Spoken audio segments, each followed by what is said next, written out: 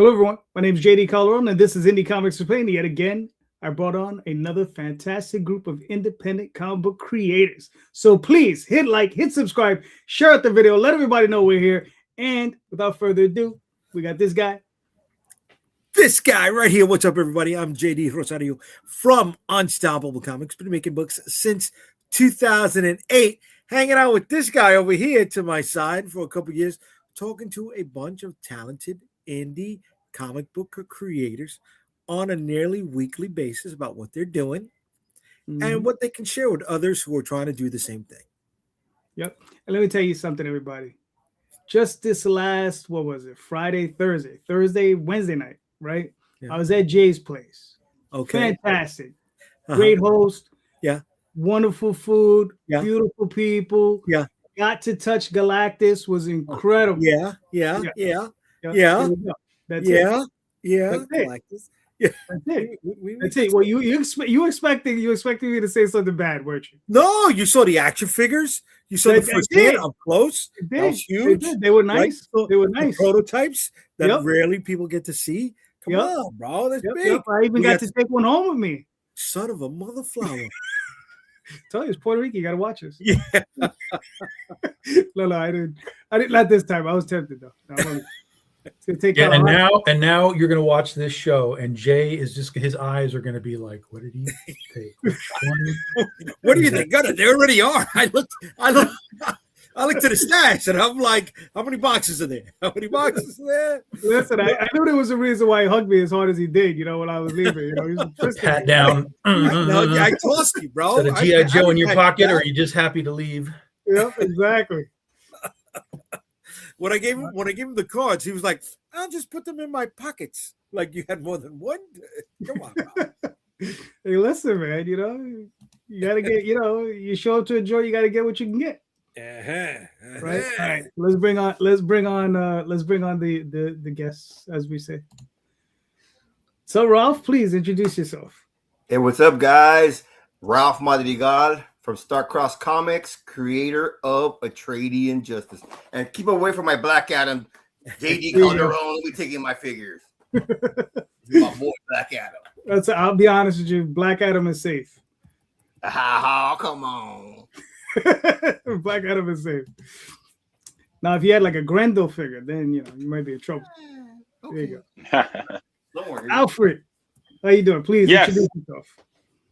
How y'all doing? My name's Alfred Paige. I run Page One Comics. I'm the head creator and writer in association with Comicsburg. And we just here to talk about the big year for 2026. Let's go. All right, cool. Kevin, how you doing, brother? Hey, how's it going, JD? And my name's Kevin Crook with Crooked Comics. I'm the writer, creator of Premonition and the Fates of Destiny. Issue 4 is out now on Kickstarter. All right, very nice. Last but certainly not least, almost late to the show. Good to see you, Ralph. What's going on, Ray? Good to see you, Alfred. Nice to meet you, Kevin. Ray Jameson, writer of the Madcaps. Kickstarter and pre-launch right now for the final issue. Great to be on. Awesome. Very good. Hold on a second. Very good. I want to call a TV timeout. Right, TV timeout before we go any further. What the hell happened to Ray's beard? What the hell happened to your beard, kid? You know what? If you give me 5 minutes, there's a good story for this. It's funny. Did he have a beard the last time he was on? I don't remember. When I was lazy for a while, I had about 6 months of hair on my face. I don't know if you class this 6 months. I'm joking. 6 weeks. Pardon the slip. That's a week. 6 months, man. I was gonna say it's like a malnourished beard. Yes. I'm sorry. Well, these are your 5 minutes. Let's go. Chime them in. Yeah, we're waiting for you. Okay, I'm just going to hang out. You can just watch me for 5 minutes, and then I'll give the answer. I'll be right back, and then I can answer your question. Hold on. Nice. You're supposed to be a storyteller, bro. Come on, man. I am. He probably has one of those fake ones he's going to put it on. This stuff is supposed to be in your back pocket, kid. Oh, yeah. You're giving the rest of us, He's the youngest kid in this. This is Canadian storytelling, guys. Yes, Canadian storytelling. Gotcha. The fact they got Jeff Lemire and John Byrne out of there, I don't know. I don't get it. Kevin, you're not from Canada, are you? I'm almost here. Hell no. There we are. I made it back. There you go. Oh, we thought you were gonna have the beard on. No. So what happened is I did a little a weird little campaign thing where I'm like, if I can get 72, or no, I forget the number, but if I get X amount of time, I would give Chad Perkins my beard. And it didn't hit that number, but I got 72 followers now. But I was going to give him this. It's got my beard pasted on it, but that's what happened to my beard. I don't know if I should be like, wow, that's great, or is that just gross? It's That's creepy. not It's flattering. creepy. I was going for creepy. I That's stuck the Nebraska. landing 10 out of 10. It's Canadian. It's Canadian. definitely not Canadian. I'll tell you that much. I've never seen that before. That's gonna be about $70 shipping. The most expensive beard in history. Yeah. I would make Chad drive to your place to pick it up. It was, I think, about 27 below freezing a couple days back. I'm sure he'd love it. Holy shit! It's almost at the point where you spit and it shatters on the sidewalk. Not quite, but almost there. Oh, no, Holy shit. I'm good. I'm good. South Texas, like- man, that's like crazy, man. Yeah, I mean, it gets to like 10, right? I think, Jay, right? We were down to like 10 degrees. Or like it feels like 10 degrees. It feels like 10 with the windshield factor or wind shear. Yeah. That is crazy. You know what? I apologize. I got to convert this over. So minus, I think it was 27. In Fahrenheit, that's minus 17. There we go. That was the Nice. number. Doesn't make it better, bro. Yeah, exactly. Oh, I'm not trying to make it better. It's like, it's awesome here. I love it. Shit. Chaotic and beautiful. No, we're good.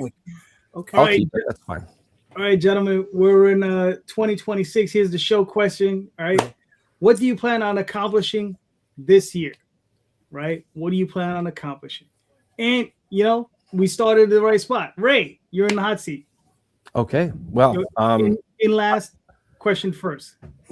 that's perfectly fine. So first thing I want to get done here is this mini series. Issue number 3. I have a couple of mini goals with it. One of them is I want the highest follower count possible. I think the highest I've done after the campaign was finished, after pre-launch, after the campaign, everything was like 121 followers. I'm trying to surpass 150 this time. Last year, I went through 62 appearances on podcasts promoting it. I want to break that as well. So far, comparing last January to this January on just scheduling alone, I'm already ahead by 5 appearances. I'm also almost finished with Victor Medina doing interiors, so working on the storyboard and stuff and actually just fleshing out and making the actual images on the panels. Dan Kemp, my colorist, is making some magic on there. Micah Myers, who's been lettering the last 2 issues, he just pumps out some magic. But the big goals for me are actually relatively small ones. They all contribute. The change added up equals the dollars, if that makes sense. So it's a bunch of little tiny goals for me. The byproducts will take care of themselves. All right. Nice. Fair enough. Ralph, what are you looking to get guys. accomplished this year? Well, so look, for sure, Atreides just is number 4, which is already launched already. From there, it's going to be a major crossover with Starcross, Radical Comics, Idleverse. It's a Union of Justice that's part of the Atreides series that eventually will lead to Henosis Authority. I know y'all saw that 16 creators. So those 2 books, my book, Union of Justice, which is Atreides, and we have Divine Justice, another crossover with Atreides, and then another crossover that I got with Punt Press Comics. So it's gonna be an exciting year for Starcross and for Atreides. Yeah. All right, cool. Mr. Page, what's it looking like for you? Yeah. Man, 2026, man, we got a lot of plans. We're trying to extend the name over. We got a 100-page crossover called Earthfall coming out this summer. We got of course the Footpath campaign now and the crossover that follows with Hunted Pizza and Mark Pauldron in the gang called Hostile Assets. Man, we got a lot of stuff going on. We got the I guess you could call it part 2 of Bear and Bullets in a one-shot called The Bear that brings back Subject Zero and Pinpoint together. So we got a lot of plans, a lot of things coming out this year. Yeah. All right, cool. Kevin, what's your year shaping up to be? JD, it's looking great. We're getting this color. This is coming out in just a couple weeks. Kickstarter going on, issue 4, Premonition and Fates of Destiny. What's exciting is number 5 is pretty much produced, except for the colors. So we're working on finishing that up next few months and putting issues 1 through 5 into one great big graphic novel over 136 pages. So it's going to be an exciting year to get that out. That's going to be in the Kickstarter later this year. We'll be back on when that happens, looking at April, May timeframe. Also, issue 6 began production with our artist. The wonderful, sexy lines of Marcelo Sanchez of Chile. Oh, nice. So, Cool. Very nice. Tom. For me, it's mostly about sort of just getting back to normal. Last year was nothing was normal last year. It was not the way we wanted to celebrate 15 years of Big Dog Inc. But we got through what we had to get through. We reset what we had to reset, and I've been working this last quarter of the year to kind of push 26 ahead as far as I can. So we can get back to consistency and maybe even better than we've ever been as far as like building these books further and further out, so that when we actually do get to the crowdfunding, we're closer and closer to having them like completely done, and have the fulfillment turning and burning. And so that's what we're really looking at in 26. Is it's just I have to take it. I mean, everything starts with me because I write everything that we do. So I've got to just keep the creative fires on all the time. I got to keep all the artists working all the time. As few bumps in the road as possible. This whole year is going to be mostly Legend of Oz, The Wicked West. It's the 15-year anniversary of that book. So we're celebrating that kind of throughout the year. We have the final issue of Goth Day, which will be out in May, that I'm doing with CB Zane. And then in June, fingers crossed, this we still may push till next year. But in June, we're trying to get our Shark book out, which will be our first, what they call an OGN, original graphic novel. So instead of releasing it as floppies, we're just going to release the whole 100-page book in one shot. So we're working on that. I'm going to make a judgment call as we get to the summer as to whether or not we go ahead and put that on the crowdfunding list for the year. But we were going to try and do it last year to tie it in with the Jaws 50th anniversary, but we had to do what we had to do last year. So since we kind of lost that, it can kind of go wherever I want it to go now. And then at the end of the year, we'll have our new format, another new format that we're doing. Jesse Witchman and I are getting together to do the full Amityville Sorority Sisters horror book. And so that, again, will be a big, like 40-page book, but it's going to be in like, I don't know what they call it, like the distillery style, like that 10 by, whatever that square, format is. Mhm. We're going to do the Amityville Sorority Sisters in that format as a 48-page square bound thing to kind of have. So we'll have the Shark book, we'll have that. So we're going to start putting out some, sort of variations on, design as well as, just our books. So, and then that'll take us into 27, which will be all Critter all year long, with already massive plans and other creators tied into that. So we'll start talking about what that's going to be in the summer of this year. Cool. Jay. All right. I'm trying to keep it simple. Trying to hit 6 releases this year. 6, right? That's the goal. Don't know if we can achieve it, but we're shooting for it. Starting off the year with the Dead Princess Vicky Styx, launching on Friday, February 13th. It felt like it was right to do a monster book Friday the 13th. But after that, we're looking at a release almost every other month. If I can squeeze in 5 before New York Comic Con, that'd be awesome. If not, then we'll definitely have 4 locked in for the event. And I'm going to be working on a crossover also with a couple guys that are in this top row. Not a major crossover, something that I think we can all achieve and would benefit all of us as well. We've been talking about it. You know, oh, sorry, that was dinner. No. yes. Yeah, but that's the plan. That's the plan. 6 releases this year, right? So hopefully I'm definitely starting off the year with Vicky Sticks, and hopefully ending off the year with Vicky Sticks as well. All right, cool. For myself, I got Oswald currently running. A Dreamweaver's just finished. Magi's Grace just finished. I'm looking to launch Dreamweavers at the end of this month. And then probably a release, I don't know, every 3 weeks. Every 5 weeks between both accounts for the rest of the year, something crazy like that, Yeah. And I'll be repping my first creator from outside the country. He's from the Philippines. His name is Rod. And it's for his book called The Adventure Finders. So I think that's going to be kind of cool. So I'm going to be doing the first trade paperback from on Kickstarter. Since he's from the Philippines, he has no access to it. So we're going to be repping him, and I think that'll be cool. So nice. So we'll be doing that. And it's Rod Espinoza. So yeah, if anybody's curious. All right, Jay, what do you got? I'm ready. You ready? I got a question, Tom.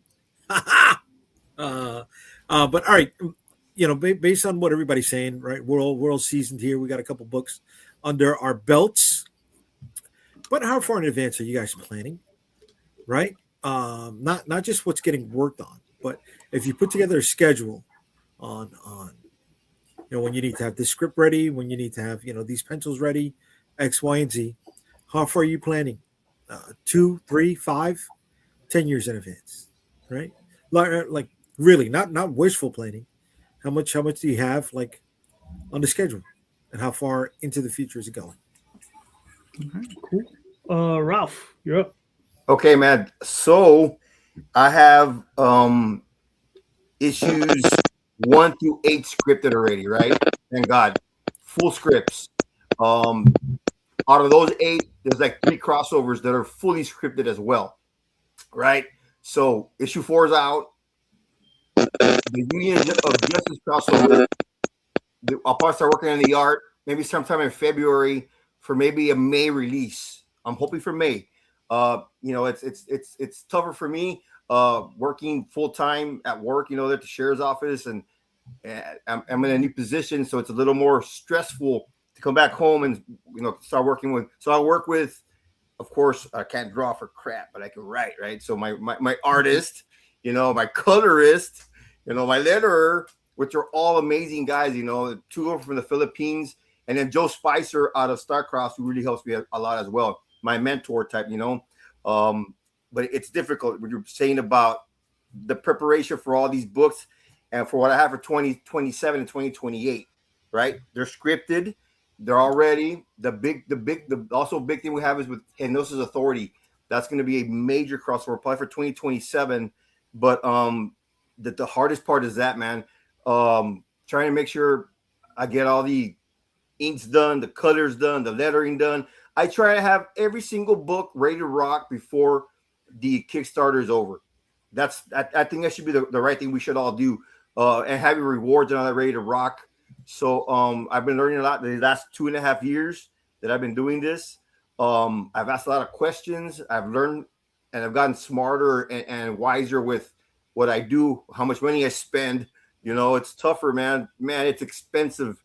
And I went from spending $6,000 on a comic to about $3,300 with quality. It's quality. The first 2 are awesome, but I think getting quality is super important, But that's the plan. Scripts are done. Prepare arts before the book, the Kickstarters are done. I'm trying to do 3 or 4 Kickstarters this year as well. So that's the plan. 3 or 4 this year, and the major one next year for Hypnosis Authority. So it's going to be a lot of fun. It's challenging. I'm still learning, guys. I'll reach out to some of y'all, and I'll reach out to JD before and questions. I I think the hardest part is also the fan base. You know, how do you get all those? You know, I'm averaging between 120 and 170 backers, and this will be my 5th Kickstarter. So man, I want to try and get to 200 this time around. You know, or hopefully with the Union of Justice, because that's going to be several creators, you know, together. If we can hit 500 with that one, I'll be really happy with that. You know, that's the goal, though. You know, get those books out. Cool. Alfred, what are your thoughts? Yeah, man, I got a lot going on this year and a lot of plans for the years after. You know, this year we're doing the 100-page crossover called Earth War with like 14 other creators throughout the industry. And then in 2027, we're planning on extending that idea type of crossover into 12 issues with one every month for the year, starting in January. So, and I got about another 14, 15 creators involved in that, and we're breaking that down now to be prepared for January 2027. So on top of that, this year I got about maybe 5 crossovers coming out, some new releases, a new title that just joined Page One Comics. And yeah, we got a big year. We planning for a couple years in. We're really trying to step on it for the next coming years. All right, cool. Kevin, what are your thoughts? It's all about the money, JD. If you don't have the money, you don't have nothing. Yeah. But for me, I'm just a small-time indie guy, you know what I mean? And there was absolutely no demand. I don't think there's much demand right now for what I got going on. But I set my own goals, and it helps me when an upcoming Comic-Con, I know when that, you know what I mean? It's going to be in May next year. I'm trying to put out my next issue by then. You know what I mean? You got to set those goals. Got to have the money rolling. You know, and then you got to work with your artist schedules as well. I'm a writer creator like Ralph, so you got to juggle everybody's schedule. Over the year, I found a very what's the word? Just hard to manage colorists because it would come and go. They'd be like good for one issue, and so I've been juggling colorists from the beginning until I found like some steady guys are going to, you know what I mean, commit.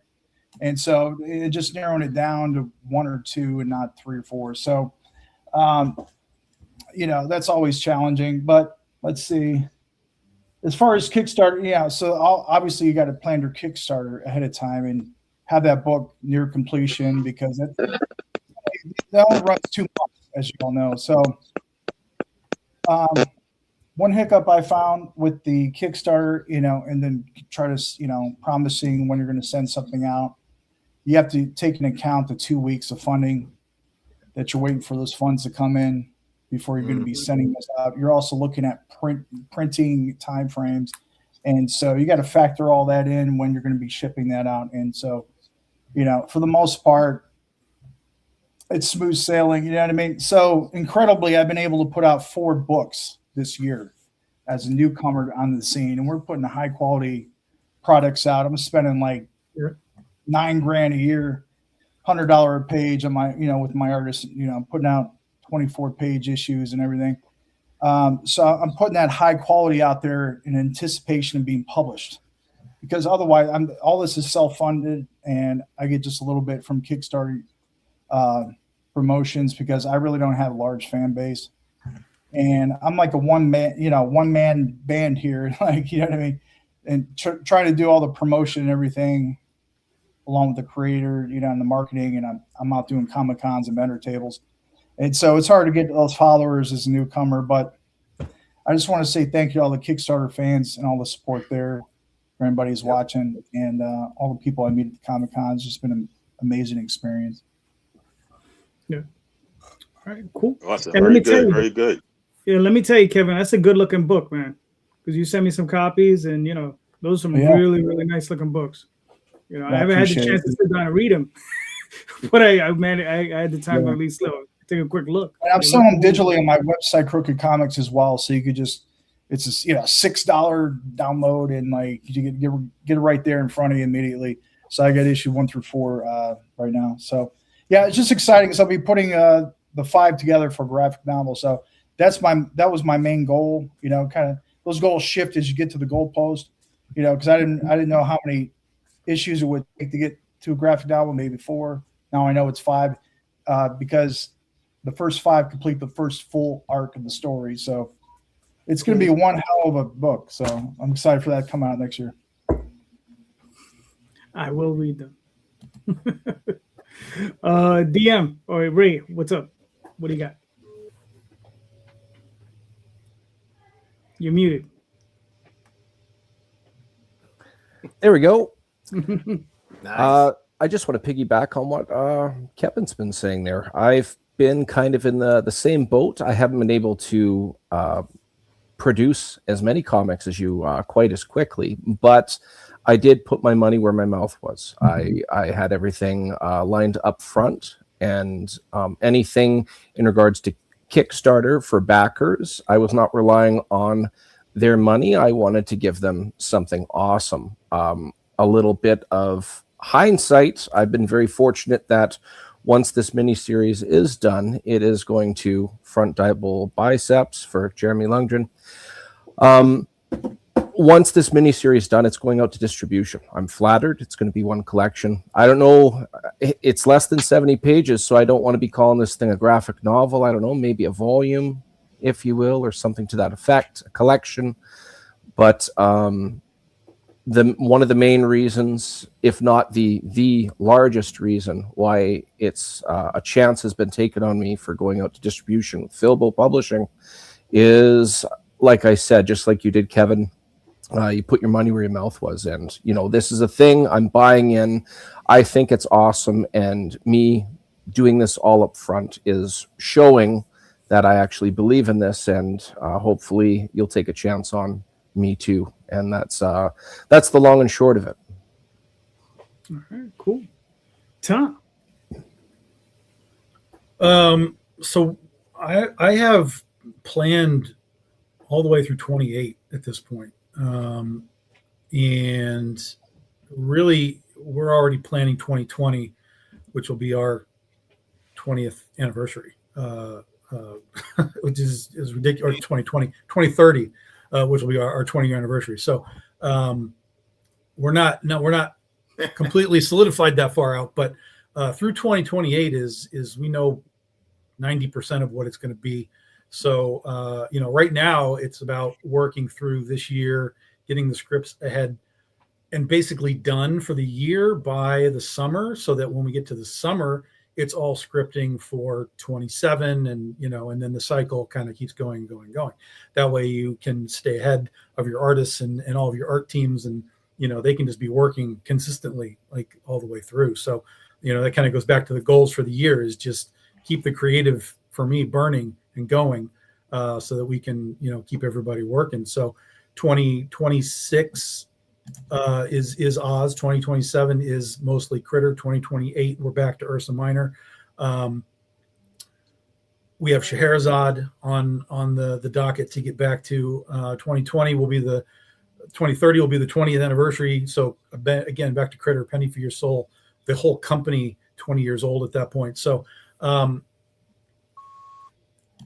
it all comes down to primarily me executing that. And then, like Kevin said, artists, you just never know where they're going to come and go. That's the unfortunate reality of it. And we've had some guys that we've worked with that have moved on to bigger companies. And, I can't sit here and say, no, don't go work for DM Marvel. Like, no, that's not going to fly. But we do get some of them to come back on occasion.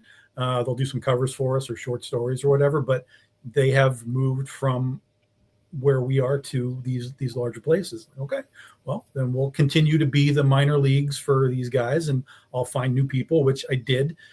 Just last month, I put a call out for a new artist, and I got swamped with amazing quality, and these guys are already doing work for me. So, fantastic. Thank you to all the new guys, and I'm excited to show them off to all the BDI fans. But it has to start with me, with the writing and keeping them busy. And then it should all kind of take care of itself. We put a Kickstarter out, we're ahead of the game. The Kickstarter ends, we go to print, everything cycles properly and in its, correct domino fall order. And there's always going to be problems. There's always going to be weird acts of God and stuff that get in your way. But the further ahead you can be, that you can plan, then that goes to the second part of your question, JD, which is, okay, we know we have to be here in 28. So how does that break down backwards to the script is here, the art is here, whatever. So once you kind of have, like, even if you just set your year plan, you can reverse engineer that. If we launch the Kickstarter in November, we have to have the art by October. We have to have the script, but you can just reverse engineer it and put yourself in the best possible position to do it. Again, things go wrong, things go sideways, but you can at least have a general path. And so our general path goes through 28, and then that's 3 years away. So we'll run with that for now and see where it takes us. Yeah. All right. Cool. It's funny is like I don't have like a rock solid plan, right? But I do have like a general, okay, this is the next one, this is the next one, this is the next one. Probably like 3 or 4 out, right? 3 or 4 campaigns out per line. So I have the Oswald line, and then we also have the Angel Wing line, which is Dreamweavers, Magi's Grace, and eventually a couple other titles that'll be hitting the stands. But I don't keep it very tight, right? I kind of keep it loose because I need it fluid, because sometimes I'll sneak something in the middle, right? So yeah. So, but I have wiggle room. I need a lot of wiggle room, yeah. But I have enough material, probably to do 12, maybe 13 campaigns back to back. Crazy. And by the time I hit that 13th one, I'll probably have another 13. So. So I'm all right. So Jay, what do you got? Okay, so of the 6 releases that I'm looking at this year, the artwork on 4 are either done or close to being done. So I'm definitely locking in with that. 2028, May 29th, 2028 is 20 years that I'm making comic books on my own, right? Like the guys have been saying tonight, putting their money where their mouth is. You know what? Let me take a side note for a second.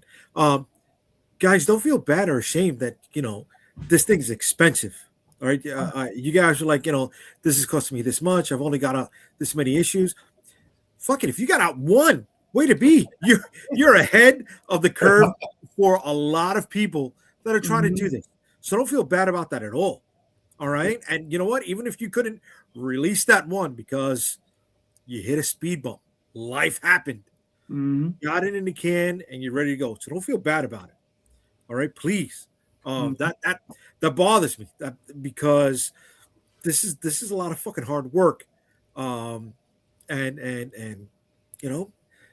put that chest out there, man. The first one that's going to believe in it and is you. So don't feel bad about that. But May 29th, 2028, it's 20 years. I'm planning something. Hopefully I can pull it out, right? I'm definitely going to need wiggle room. But if we don't get all 6 releases that I want out, yeah, okay, that some of that will bleed into 2027. But yeah, I'm planning all the way to 2028, man. And I'm excited. I'm nervous, right? Because I hope I'm here to do that. I hope there's no speed bumps. Right. That's right. Yeah.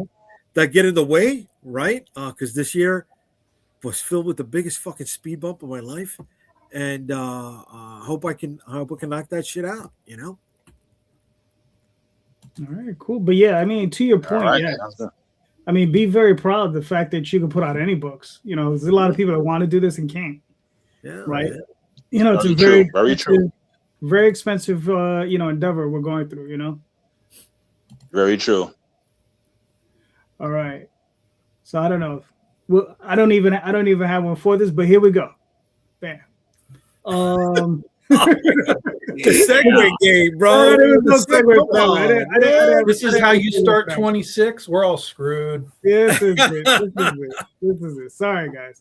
Anyway, Ralph, do you ever play this video? Yeah, sure, man. Awesome. All right, cool.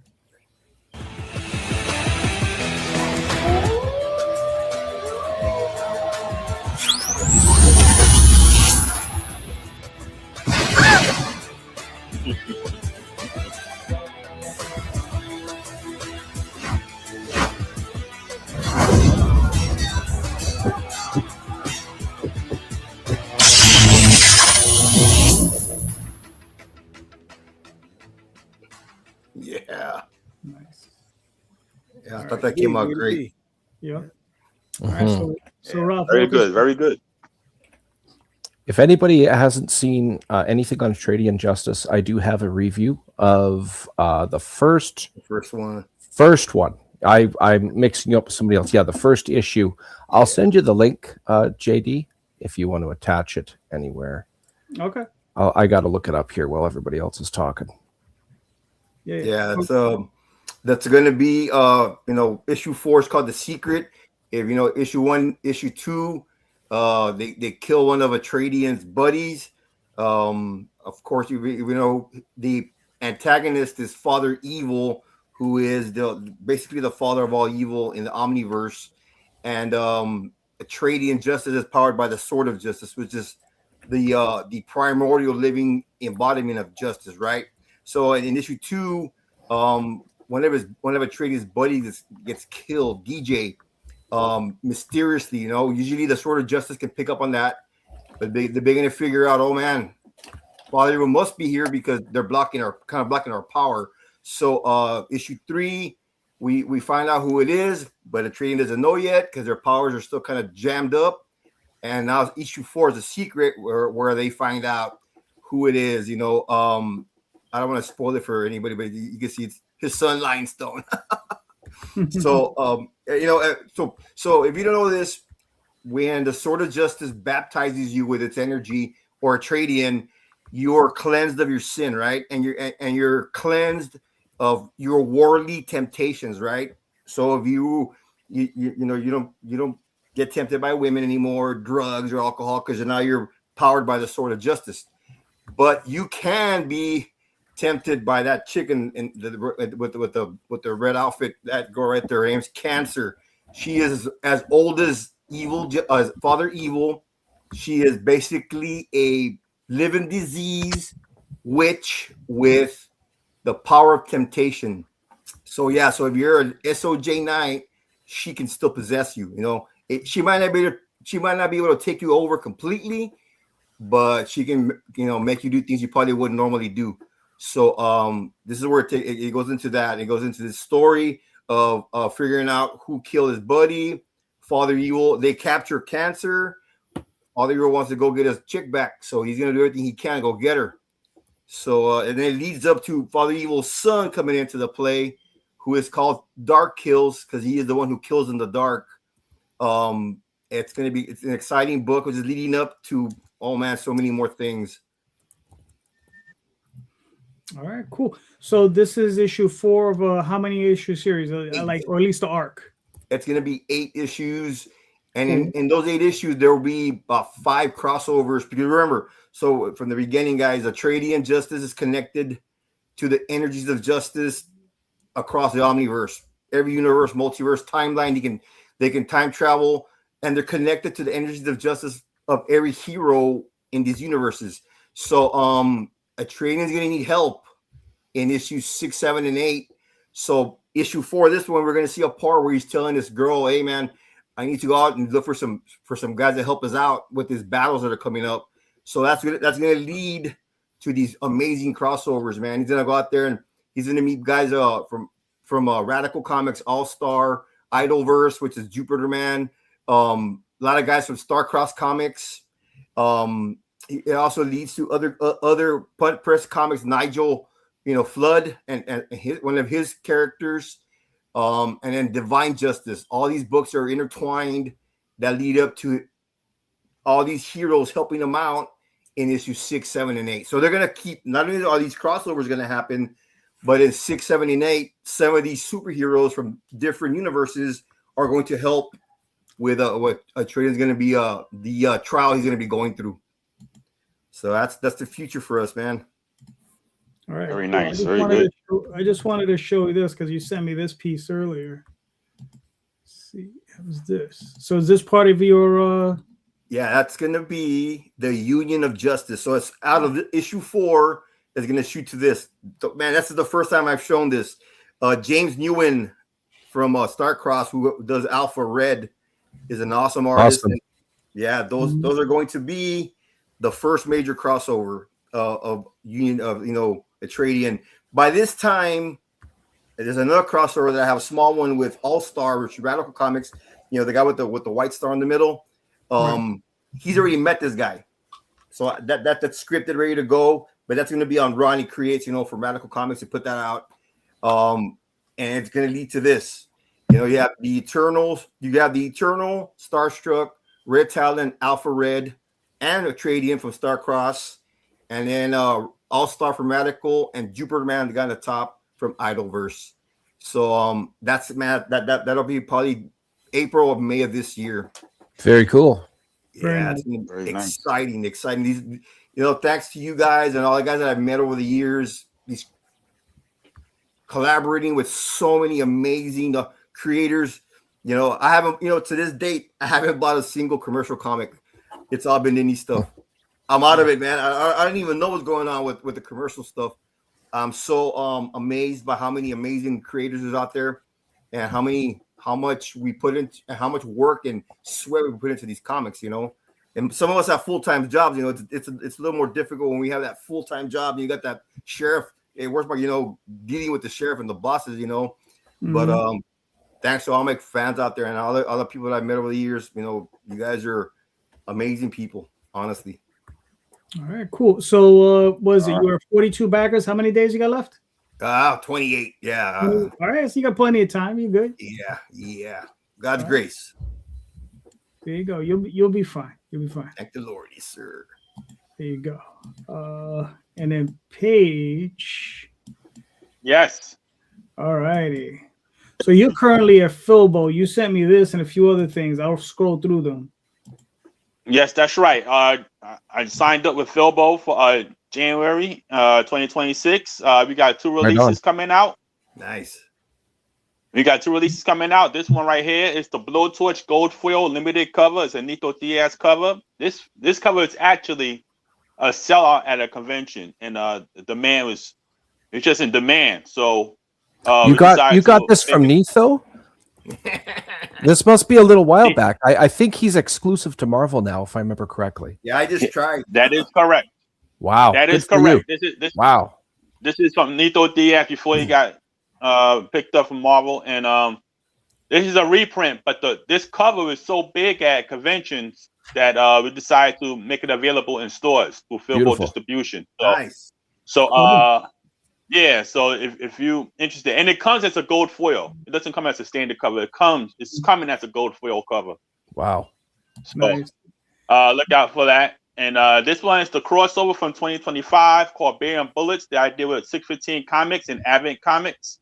Tony Cottrell and Malcolm McFadden. It's incredible success. Incredible success. And so we're going to bring this to stores as well. It's a successful Kickstarter. The feedback on it has been incredible. It has grown since it came out, and now we're going to make that available in stores as well through Filbo distribution in January. All right. Nice. So we just extending it out to more people. All right, nice. And then here's some pages. This is from what? Footpath? Now this is some latest pages from the Footpath Kickstarter. Of course, we talked about that last time. The Kickstarter was successful. We're actually ahead of progress of our time span. So we're looking at February to have it out, and we're ahead of time. Marcelo is doing a fantastic job. Matthias on the colors has been doing incredible, and the pages, as you can see, it's looking great. So we're anxious to get this out into people's hands and see what people think about it. I'm really happy about this project right here. It's real action packed. This is the crossover that's coming up in the middle of 2026 with Haunted Pizza crew. That's Footpath and Gun Goth, Hostile Assets. And that script is done. The artwork has started. We got a lot of names on that from Mike Mahan, Dexter Weeks, Enrico Bada.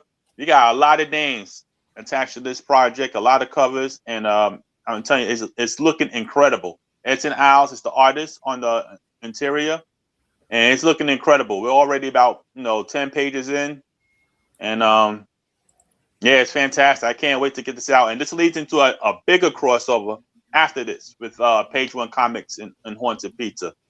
So look out for that. It gets even bigger. So how many pages in this book? You're guessing 24, 32, somewhere in that area? I think we hit about 44 pages on this one. Okay, wow, give me a nice thick book. All right, cool. Very nice. Yeah, it's very, very long, and that's and we're still adding. I mean, it's not really complete yet. We're still adding the new artists and stuff like that, and some bonuses. So cool. You want me to play this video? Yeah. What video is that?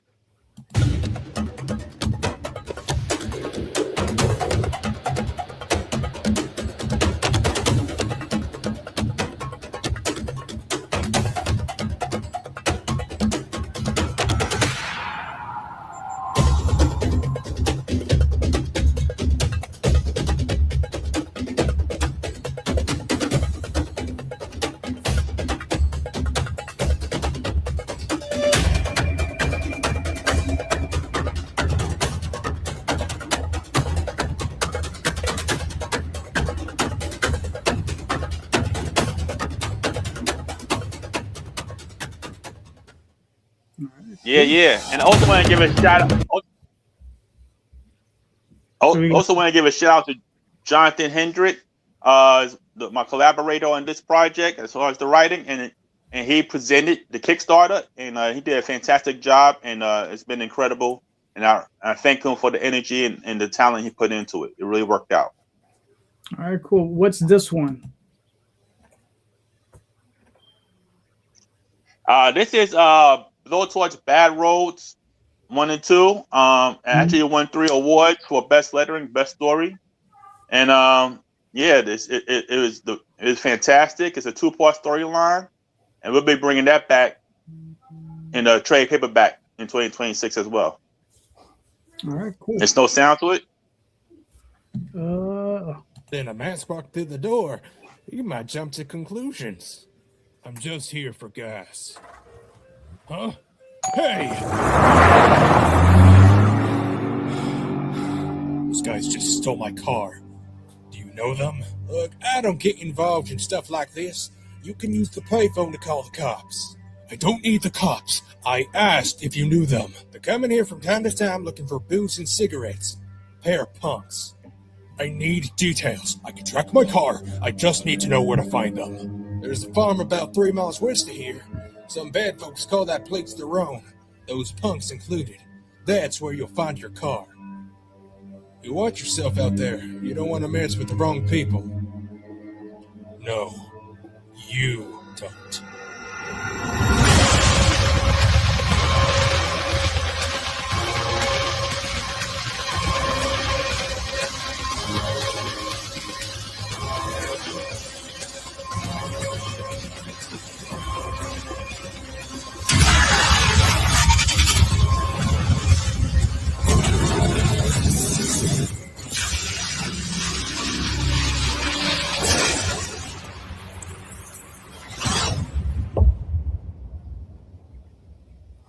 One could say he's a little hot-headed. Yeah. Yeah. So Blowtorch Bad Roads 1 and 2. Like I said, I was lucky enough to win some awards for best lettering and story, and we're bringing back the full trade this summer. Right on. Cool. So just a quick recap. So you got 2 books coming out of Philbo in January, right? Yes, this summer. Yeah. Blowtorch Bury the Past, Go for Your Audition, Nico Diaz, and the Bear and Bullets store release. Correct. All right, cool. And you have what? And then you have a crossover coming over during the summer. I have a crossover with I got a few crossovers coming up this summer. Actually about 5 of them. So yeah, it's gonna be a busy summer. It's gonna be a busy summer. I got one with Second Sight. I got 2 with Concrete. It's a few coming up. And of course, me and Malcolm McFadden from Bear and Bullets is doing another one called The Bear, which features Sub-Zero and Pinpoint. That script is already started in artwork. And another one, Blazing Sun and his character Bronx Soul, more like a 2 superhero type of crossover. So yeah, we are definitely playing in the field with a lot of crossovers, and it's going to be a fun year. It's a lot of activity going on this year on top of Earthfall, which is a 100-page crossover with like Nigel Flood, Dan That's Sin. my boy. Yeah, a lot. All of them. It's a lot. A lot of people in those pages that's been coming in, and I gotta tell you got some incredible artists and incredible creators bringing stuff in. Peter Bill and his team. I mean, just incredible. All right, cool. Can I send a shout out real quick? Alfred mentioned Malcolm, good friend of mine. He's part of the Henosis Authority. And Tony Cottrell, man, that's my mentor. That's the guy I first met 10 years ago and probably why I'm here. So big shout out to Tony Cottrell, man. Awesome guy. Yep. Working at those two. I mean, Malcolm and the work he did and the Kickstarter he did for the presentation and Bearing Bullets, that's fantastic. It's a book that actually came out and got bigger as it came out, as it grew. Like it's one of those books that from word of mouth, the success of it got so big and the demand of it. So we are really happy with how everything turned out with that crossover, and people are enjoying it. I think JD got a couple of pages from it too. So I didn't see it. I mean, we'll have to do that one next because we have to like like we already been through a lot. But next up, we got Premonition and the Fates. Kevin, do you want me to play this video? Yes, please.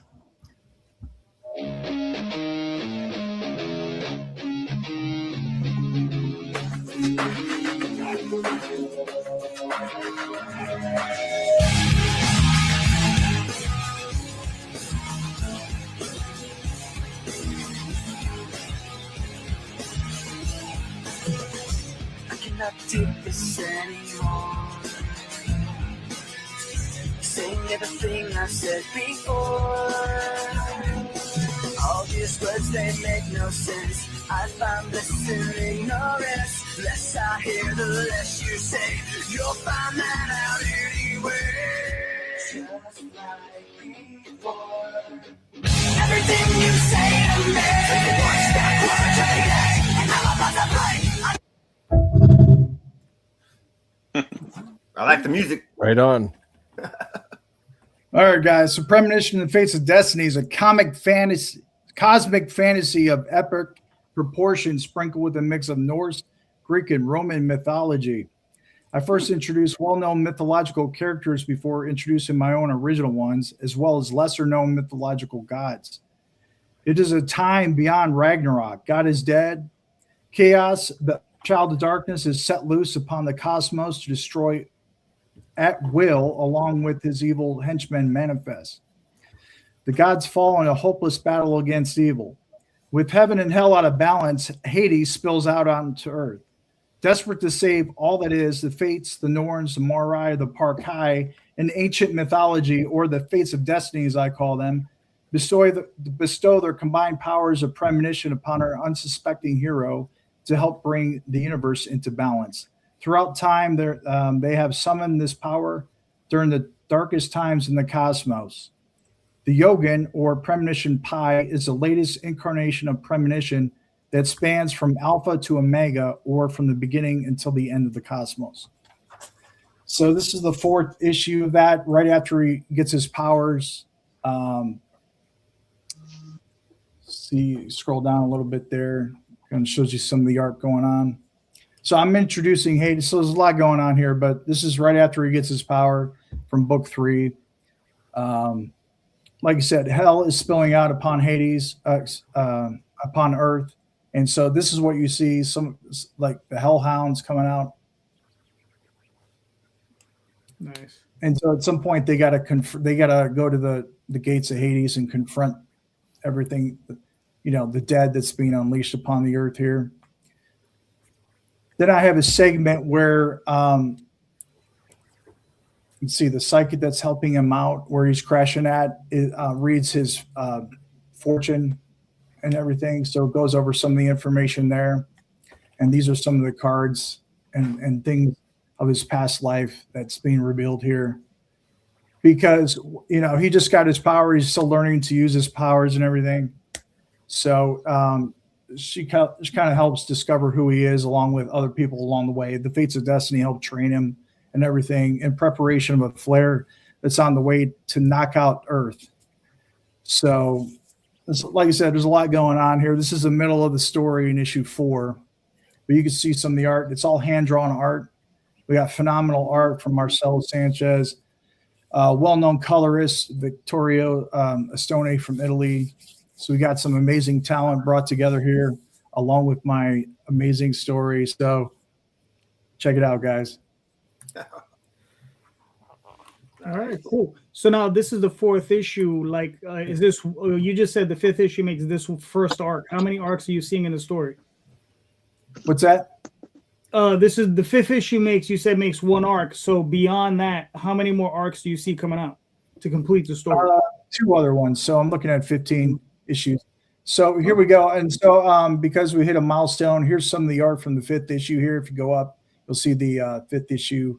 If you go up a little bit, you'll see the cover and then the art in progress from snapshot of the 5th issue there. Right. Yeah, man. I mean, listen, man. I've seen the books; they look incredible. So, really, really good job on that. Yeah. I mean, I don't even know what else to say. So, right now, you put out 4 this year. I mean, you're looking to put out 4 next year as well. Yeah. All right. Cool. Slow it down a little bit here because it's all self-funded for the most part. I get lucky on Kickstarter because I'm selling some original artwork. So if you look at some of the rewards there, you can scroll on that. I'm selling some of the original artwork, 18 by 25 inch pages from our artists, all hand drawn. It's just phenomenal artwork, and it just more size. Like I got some right here to show you if you can see it. Hold on, I'm gonna take this. Hold on, let me pull this. Here's the cover right here. That he's not doing 11 by 17 inch pages. He's doing 18 by 25 inch hand drawn original pieces that are for sale also on my Kickstarter. Not this one, but I have others for sale. Right. Where I come from, we refer to that as just enough kill.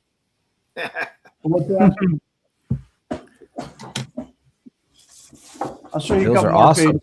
Huge. Look at that. That's massive. Yeah, that's massive. Yeah. Poster pieces that are available through the Kickstarter in either prints or I'm selling some of the original pieces. And so I have one supporter that eats these up every Kickstarter from each one of the issues. And let me ask you a question. Is he an older guy, your artist? Not really. No, he looks to be like his mid-30s or something. Oh, okay. Because usually he's just absolutely fantastic. We're using hand-drawn art here. Mm-hmm. You know what I mean? Yeah. Usually I see some of the older artists, they work that big because it's easier for them to see it. Because their eyesight tends to go. So they tend to put a lot of time and effort. You're doing 8-9 hours on these pages. And, when you squeeze it down, we're getting a whole lot of detail in there. They look really, really nice. Producing a kick-ass product. Very good. Yeah, appreciate it, guys. Thanks. All right. Now, Mr. Ray. Well, first thing I'm going to say is my mic is still good. Yeah, your mic is still good. Okay, so you can hear. Okay. Well, anyways, first and foremost, if anybody listening, even if you only click on follow to this URL, you'll be doing leaps and bounds for me in regards to algorithm and whatnot. But this is all 3 issues to this mini series will be available, debuting issue 3, the final issue, where all the justified action finally starts to take place. I think everybody, and I've said this on other podcasts before, but I've heard this phrase like, one day you went out, you played with your friends on the playground, and you didn't know that was the last time, and that was it. And everybody gets old enough, they have groups of friends, they don't get to see as much as they'd like to, and this little story is an homage to that level of camaraderie. It's a scaled-down, intimate story about 4 friends that are caught up in the wrong place at the right time.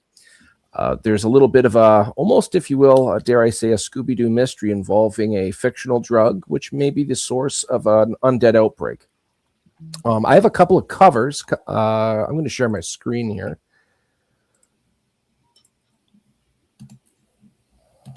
All right, cool. Hold on. I'm going to pull this down. And I'm going to give you the screen. Where you at? In Alaska. There you go. Pull up the covers. Window. There it is. Oh, yeah. Tab. I should get some glasses on. Okay, so Victor Medina, he used this image as a warm-up for issue number 2. I liked it so much. I wanted it to be issue number 3's main cover. He did soup to nuts, right to finishing it up and coloring and throwing the logo on. I think he did a really good job depicting the characters, as he usually does. This is the main protagonist cover. We also have the main antagonist cover, which is a villain reveal of the source of this fictional drug known as weave. This is an elven necromancer, which is very perplexing because that's very anti-elven of such a craft. This is drawn by Harv Selteris, who's one of the first individuals I've ever collected a bunch of his art through his comics. The first year of volume 2 of Ghost Rider, the Dan Ketch era, that's all his artwork. And this is the second time I've had him make a cover for me. Nice. And I was very fortunate to have him, but also colored by Dan Kemp, who's colored over 100 issues of Spawn, roughly 50 to 150. And they make a really awesome team together. Shout out to Dave Kemp as well for helping out with the logo on this one and dressing the cover accordingly. This last one I just released by an artist who goes by the alias of Pogs. Pogs Art, you can find him on Instagram and Facebook. It's not colored yet. Dan and Dave will be coloring it up. This is the first time I'm actually saying this to the public, but this is going to be glow in the dark. Going to be coloring it up. The background's going to be dark. The logo in the back is going to be white. The only things that will be glow in the dark are the glowing hands, the eyes, and the logo. The logo will be intercepted by the silhouette of Chazgo's head here. I think it's going to look really good when it's done. So if anybody here likes Legend, this is obviously a fantasy-themed book. If anybody likes Butch Cassidy and the Sundance Kid, I definitely have some elements of that story in my own. If you just like fantasy, if you like comics, and if you don't get to see your friends as much as you'd like to, this little intimate day in the life scenario, or to be more accurate, it takes place in one night, all 3 issues. You actually get the sense of understanding how these people are friends. If you were dropped in a scenario with a random group of friends, you would understand how tight-knit they are by the majority of the inside jokes you wouldn't understand, by the amount of synergy they have amongst each other, and the ways they rub each other the wrong way. But we're going to be launching roughly when the snow up here melts, but to be more specific, March or April. We'll see. But I'm very excited. We got a lot of followers. You want to jump in on this now, you will not be behind. You can get all 3 issues, and I've got 7 more covers to debut on this. There's a reason I have so many, but I can't say right now. I've got one awesome one by Fish Lee, which is going to be lava foil, all done. I won't be showing for probably another 4 weeks, and I can go on and on. Just check out that link and help me out. Just click on that follow alone would be super, super helpful. All right, cool. Very good. Very good. Tom, what are we looking at? So we don't have a launch page or anything for the Oz that's coming up in January the 24th, but this is going out to March. So this is a really early advanced look at so we've been doing these anthologies, the BD anthologies, the last couple of years, 13, 14, 15. So this year, since we're doing all Oz, we changed it from anthology to Ozthology. It's going to be 3 Oz stories that'll all relate to the main series, but it'll be 3 10-page stories with a couple of new characters introduced as well, a whole bunch of new artists that have never worked for us before. This cover was done by Jason Hare, who's been doing stuff for us forever. He did the regular anthology books, these covers that all connected back in the day. And I was like, well, we're gonna have you come back, but we're gonna change the design up because this is a specific type of thing that we're doing. So just to give everybody a little heads up on some Oz stuff that's coming out this year. Nice. All right. Very good. All right. Very nice. All right. I guess I'll show this because he's here. Woo! Woo! Woo! There you go. There you go. We're around the board. All right, here we go, ladies and gentlemen. Vicky Sticks, The Dead Princess #2 is launching on Friday night at 8 p.m. February 13th. We're going to be doing a live stream to launch that bad boy, right? That bad girl. And if you are a creature of the night that needs protection, then she is the last one you call before your soul is damned. The Dead Princess Vicky Sticks. Written by me, illustrated by Danny Hariwijaya, and colored by Chompy. See, I got his name right because I asked him to phonetically sound it out for me. Okay. I swear, dude, I swear to you. I think we have to have him recorded though, because I could have sworn it was Hari Jawa. It was something like that. But yeah, I don't. But yeah, it's a tough one. Go down to where I got it. Go down at the bottom of that. See, Hariwijaya. The last J-A. That took a lot of work, bro. It took a lot of work, man. Yeah, man. I've been practicing that, bro. All right. Like I said, I think we'll get an audio. We'll get some audio from him. But this is gonna be a 24-page full color book. This is a standalone story, and I just can't wait to bring it out, man. I'm really excited. Oh, excuse me. And cover is by Larry Toussaint, right?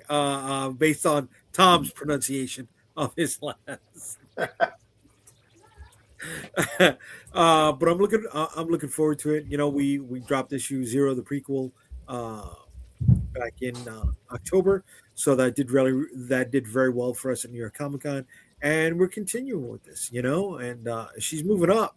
I don't know if I could say she's the marquee character of Ensemble Comics, but we're getting really, really, really close, man. It's funny how females lead in comic books, but don't lead in movies, TVs, toys, right? But when it comes to comic books, females, man, you sell the shit out of them, bro. I'm really excited to be exploring more of the dark corner of the Unstoppable Comics universe with this book. Nice. All right, cool. I'm sorry. And the first stretch goal on this book will be part of the independent crossover that Tom Calderon, Marvin Nguyen, and Rob Mutari, myself, are doing. So if you get every one of our Kickstarter campaigns throughout this year, you'll be privy to a very nice collected image, and all you got to do is back the book.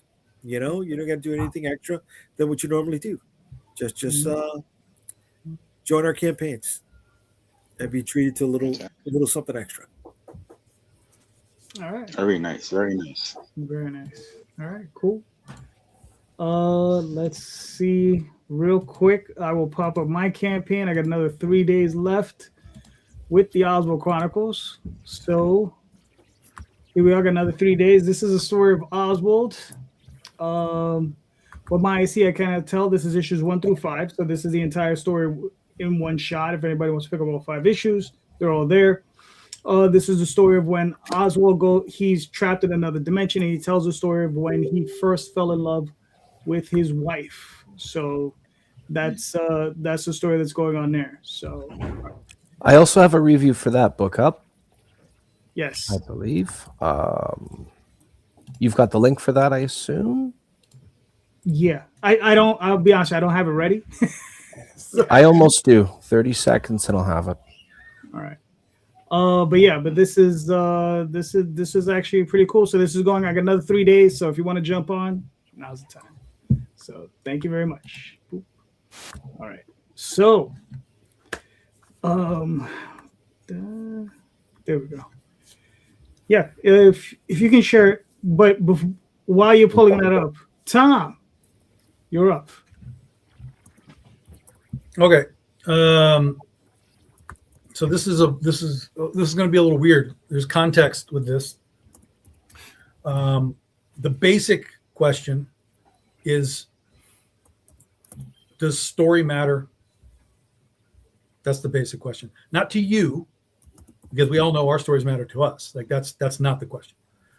Does story matter anymore? Or I shouldn't say anymore, but in this sort of segment of time for comics, does it matter anymore? Or is it more important to just have a world being built that can attract an audience member into that world, and that's all they need, is that vibe, that feeling, that sense of, I'm in, let's just use Ray, I'm in this D&D world. I understand D&D. I understand what's happening in this world, even if I don't necessarily vibe on the specific story, like, but I'm in the world. I feel safe in this world, right? Some of the context for this has come from a lot of places, not the least of which is I've been reading a lot of old 90s comics, going back into the old days of like Image and things like that. Specifically reading stuff like Spawn, Savage Dragon. Story didn't matter as much per se. Well, this is the thing, right? We all remember Spawn being this big hit, and it is. But when you go back and read that stuff, it's really hard. It's really rough, right? Agreed. But the world building is immense, right? So even though you're going from issue to issue and it's kind of choppy and we're going backwards and forwards and moving and I don't know where we are, the world building was sort of a continuous engine of heaven and hell and all this stuff, and it just kept moving forward. And so people were like, well, again, I like this heaven versus hell thing. I like the art. Obviously, the art is a key piece, right? If people can't look at it, they're going to struggle no matter what. The art was there, and it's lasted all of this time through all kinds of incarnations. I've had recently people talk to me about my books where they've told me, I like your books, but there's a lot of story in it. Like that's a bad thing, right? And I'm like, I don't know. Explain that to me, please. And the gist of it that I got was, okay, so look, you do these like fancy covers and stuff, and like we'll just use Penny for Your Soul as an example. You've got these angels and devil girls, and I love these covers, and they're topless angels and whatever. But then when I read the book, there's like a story in there. I'm like, yeah, like that's what we're doing here, man. Like, what are you talking about? And so it's not that I got pushback from it, but they were like, well, it's not the type of story that I want. I would prefer if the insides of the book was just literally those angels running around and they're naked and doing, nonsense. Doing naked angel stuff. Doing naked angel stuff. Yeah, exactly. Right. Smacking each other in the face with their boob. Right. So it's sort of, again, it's like vibe. It's world places building. You can put that halo, man. It's a place. Yes, that's correct. So are we in a place for, we get a little bit of this for movies and stuff too, because people are always the vibe, this is a creepy vibe, whatever. Are we in a place where the story, the hard element story that we all understand ourselves, doesn't matter as much as just build a place that people want to exist in for a little while and then put the comic book down and go about their day? That's the only way I can kind of put this together. I'll go first. Well, hold on, Ralph. Hold on. You're not first. It's Paige Alfred. We're going in a row. You're going in a row. So, Alfred, what are your thoughts? Yes. For me, story is the first thing I try to put out and to develop. So, I can't see how you would do it without making that a priority and creating that world that you're talking about. So I don't know how you would separate it. So for me, I put out stories, the first thing that we develop, how you want to tell it, the pacing, the storyboarding, and that's what that's what we're using to get people in to the world. So, but so let me just give me a second. Let me jump on that for a second, because you do heavy action, guns, stuff like that, right? Military type of stuff. Are you, as far as your buyers go, do you have a sense of they're there because they like a specific point of the story, a specific character, or are they there because they're action fans, for example, right? It's sort of like there's 1,000 Jean-Claude Van Damme movies, right? And they just go because they like Jean-Claude Van Damme.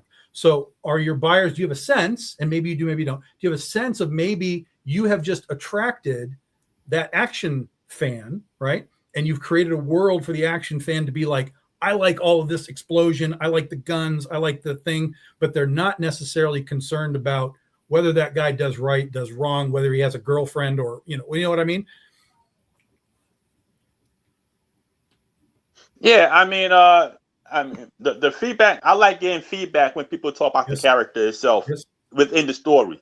Yeah. So, it might be a point or a way that we're developing the character in even in an action story, no matter what the story is, action or whatever, we're trying to develop the character in a certain way to read a certain way and for you to relate to that character a certain way. And I like, as much as I like reviews that say, oh, the action is incredible and the explosions and all this is incredible, I really love the reviews when they come back and they catch the character itself and how the character is reacting to these situations.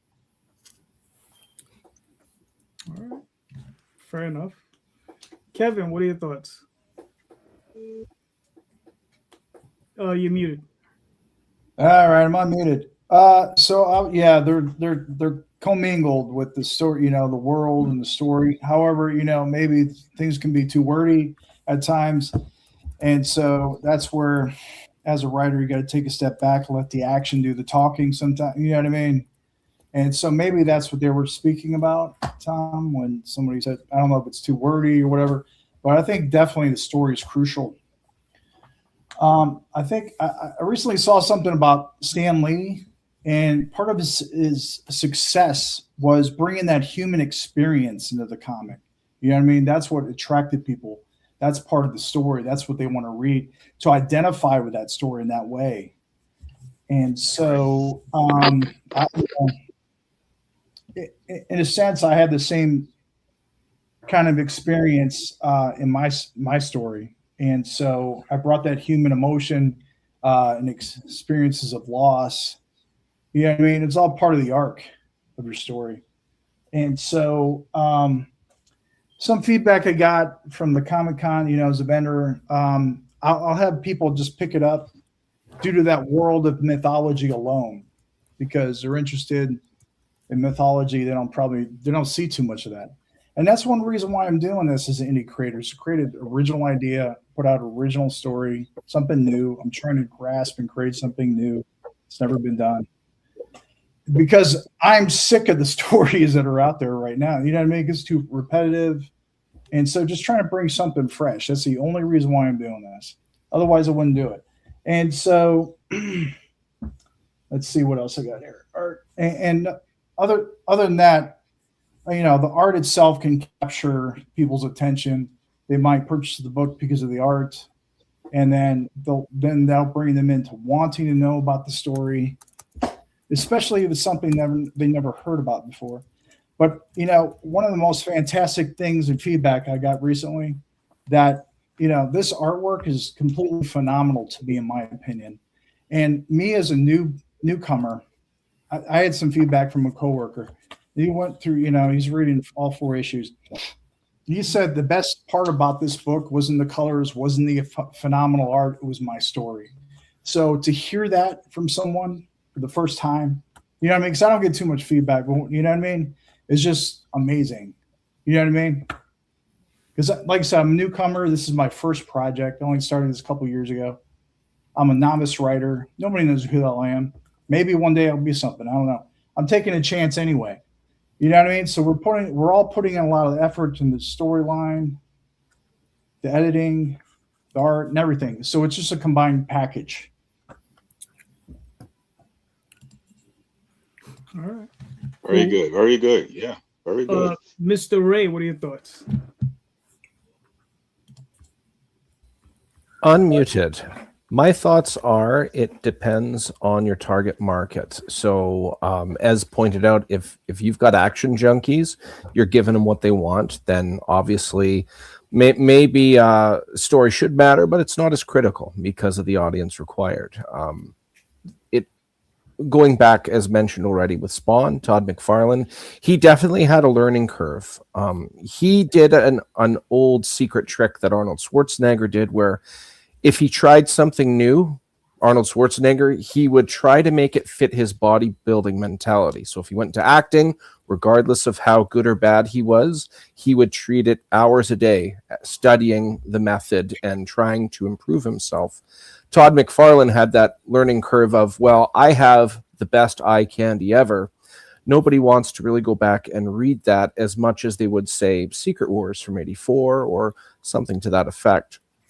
Does story matter? It's there's no definitive answer because there's so many things at play. If the story's there and people are buying it, if you replaced everything with stick men, would they still buy it? Is the story that good? Well, it does matter, but there's so many variables there, in my opinion. Yeah. But my book, much like Kevin was saying, who am I in this great big world? I'm just a novice. I'm an amateur, and in my eyes, at least. But people who have read it, they do appreciate big dynamics I've put in the book, including like little quips or little plaids that go wrong or are kind of silly and people getting on each other's nerves. Something as simple as the very first page out of my 4 characters, I had an individual who was very impressed that I was able to introduce 3 of them casually, almost effortlessly. And I didn't think it was a big deal, but apparently they really like that dynamic. I think in regards to story, you would be a fool not to have it. I mean, we could just be a bunch of random action pages on a page. You have to have something in there. And the other variable is if you are a well-established franchise, Marvel or DC, for example, you can get away with having weak stories and still have relatively decent sales. Obviously, a good story is going to jack it up. But if you're up and coming, if you don't have anything, any history or success, and you come up with something new, it better be good everything. Well, the story better be awesome. That you've got to convince somebody, hey, buy my book. It's not anything you've ever heard of before. For me and artists, I wanted to make sure something worthy of the story, and I got the best of what my budget would allow. And obviously the best art, if I had Jim Lee cover, I'm sure I would sell significantly more issues, of course. But not to make this ramble too much, story does matter, but it's very situational. All right, cool. Jay? Yeah, story matters. It's how you get them to come back, right? Let me step outside of comic books for a second. Wrestling, right? The other name for wrestling is a rope opera. Okay, we already know what the wrestlers look like, right? In their spandex from week to week, right? The image is there, the flashiness is there, the muscles are always popping, right? But you want to see people get beat, you want to see people overcome. Let's go to boxing. The storyline for me in the late 90s, early 2000s was who's going to beat the villainous Floyd Mayweather, right? It was can somebody beat him? Can somebody beat him? Right? That was the overall story. Yeah, you want the flashiness. The money comes with the flashiness, right? Because the other side of that coin is, the Wildcats Jim Lee stories, they were pretty weak, right? Not just the Spawn stuff, but then you look at, in my opinion, Matt Wagner's Mage. I thought the story was great, right? But it didn't have the flash. And it's not here, right? He put out 3 different volumes out of stubbornness and sheer will, not because it was on the top of the sales charts. If we're talking about story, I think it's the execution of story that matters more than anything. And I want to talk about Invincible, right? And I don't know if we've all heard the story of how it was going to get canceled, right? And the big reveal of his dad being the killer was going to be revealed after almost 2 years in issue number 25, but it was going to get canceled. So he fast tracked it, to issue number 6, and it was like, oh, all right. And you want to see the story of why the hell did this guy do that, right? Okay, I'm in. Right, Loved but it. then if they pulled that trigger as the cliffhanger of issue number 1, it wouldn't have worked. We wouldn't have gotten involved in, because you still needed to let that story breathe a little bit for you to get that interaction, that familiar bond with somebody who was fatherly and just nope, sorry, right? So execution of story matters more than anything, because the flash, the pop, it could just be a poster, and are you going to get continued sales with a poster, released once a month or once a quarter or once a year, right? You need the story to get them to come back. You need them to be invested in the story so they could see the flashiness and the artwork and the different costumes and the holy shit moments. The art should amplify the story. Right. Absolutely. Right. The art is the All actor. goes hand in hand. Right. The art is the celeb. The art is the Tom Cruise in Mission Impossible. So yeah. That's where I'm going. All right, cool. Coming from pros, the only thing that's important, or primarily important, is the story, is the writing, is the dialogue. Because without any of those things, you have nothing, right? You can't just sit there and be like, just grab a random pinup of some character. You can go some random generator that's going to, just generate some character for you. Just say, give them a hat, do this, do this, do this, do this. And then write some silly bio about them that, they can do this and they can do that and they can beat your mother and whatever. And here's what I'm presenting to the world. Nobody gives a shit about that, right? So you have to have a really strong story with not just that one character, but with all of the sub characters that go with them, the supporting cast, right? I'll say something. Some people might consider it controversial. Some people won't. If you take something like, and I know not everybody's a fan, and he's not in everyone's good graces at the moment, right? But Neil Gaiman, right, when he wrote Sandman, right, he had a lot of great artists working on there. But there are portions of that series that have artists that are, to be honest with you, not as good as the work that he was writing. All right, in my opinion, right. And it didn't matter. People read it anyway. They were reading it for his work. You understand? The same thing could be said for Alan Moore, right? Would Watchmen have been as good, right, or as revered if it was another artist, right, other than the one that was working on it? Could George Perez have done it?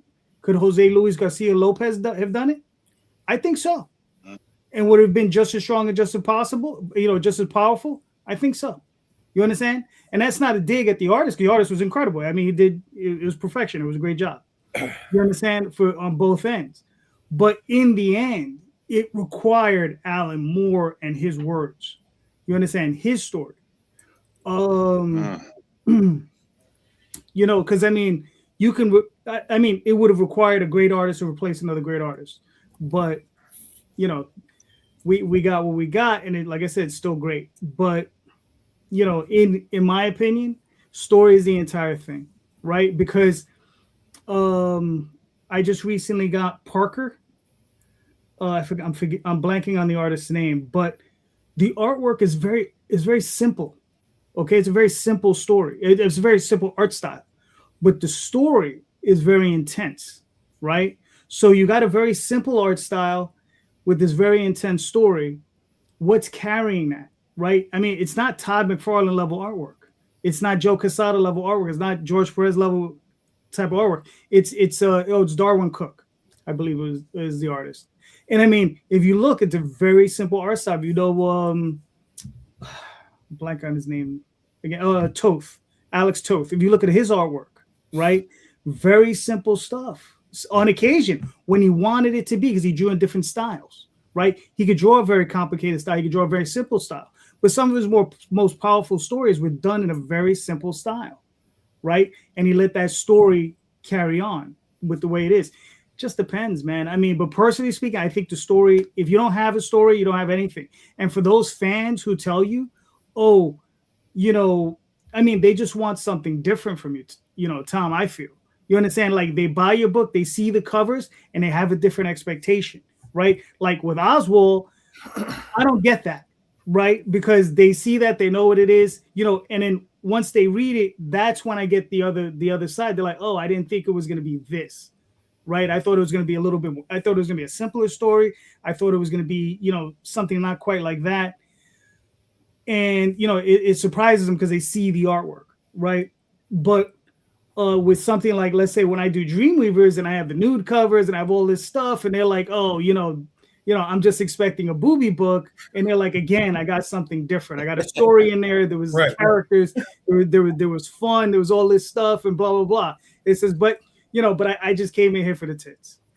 But, you know, so, you know, I'm here for the free food. Right, exactly. You know, well, or the milk. Wow. But that's how I look at it, right? So you need those stories, you know. So I mean, you know, for me. Well, you know, the reality is asking, you know, 8 writers whether story matters is not the right people to ask. You know, that's the other reality to this whole thing, right? Like we could go to Comic-Con and ask 100 just random readers, like, do you care what Spawn does, or do you just want to see him cut somebody's face off with the things? And we might get different answers. But I thought it would be interesting to just kind of have ourselves analyze ourselves a little bit and kind of see where all that sits, because I think Ray kind of did hit on the head. It is very sort of circumstantial. You can kind of do it this way, you can kind of do it that way. There's definitely the other part of this, like we were talking about Watchmen, right, is I've seen sort of the modern generation now trying to read that stuff, and they're coming out of it like, I can't even read this. It's taking me 30 minutes to read an issue when I read a regular issue nowadays, and it takes me 5 minutes. Like the attention span isn't there. That's another side of it, right? Where it's like, there's almost, is there a point of too much story for this audience, today's audience, versus, you know, what there was sort of back in the 80s or it's funny you mentioned that, Tom. When I was in elementary school during the 90s, oh man, back when I hate you. You can hate my guts. I'm. You know what? I am 1 month younger than the start of the original Secret Wars, but I digress. Anyways, during the 90s when Spawn was all the fad, there's a great parallel there. I liked stuff from the 70s and the 80s, but if anybody wanted to read one of the issues that I had, there's so much talking. Each panel has like 7 different things being said, 7 different sentences. The sound effects alone, there's too much for me to read, and that was in the 90s. And it's very situational, man. It's there was a lot of tell, don't show. Yes, in those days, it was Spawn ran around the corner and his cape flowed like a strength doubling, tripling again. I'm like, just show me and let's move on. Show, don't tell. So I'm kind of in that same realm where it's like, I don't want, like, there is definitely a too much dense for a comic book, right? We're reading a comic. It's not a novel. It's not Wuthering Heights, and you know, let's make it a comic. But and again, I don't really have the answer. I just was curious as to what people kind of thought about it. I think it is situational. I think you can make naked angels doing angel things, and that's fine. And I think you can tell Watchmen stories, and that's fine. And I think it's just a matter of, you know, who your market, like, again, that was said in the room here. It's who you're marketing it to, who you're trying to grab and pull in. But again, it's like some of the comparisons, right? It's like, oh, do you like, if you like Walking Dead, you'll like this, right? So again, that's vibe and style and genre, not really telling somebody what the story is, your story. Like, I have a zombie story. Do you like Walking Dead? Come in the door.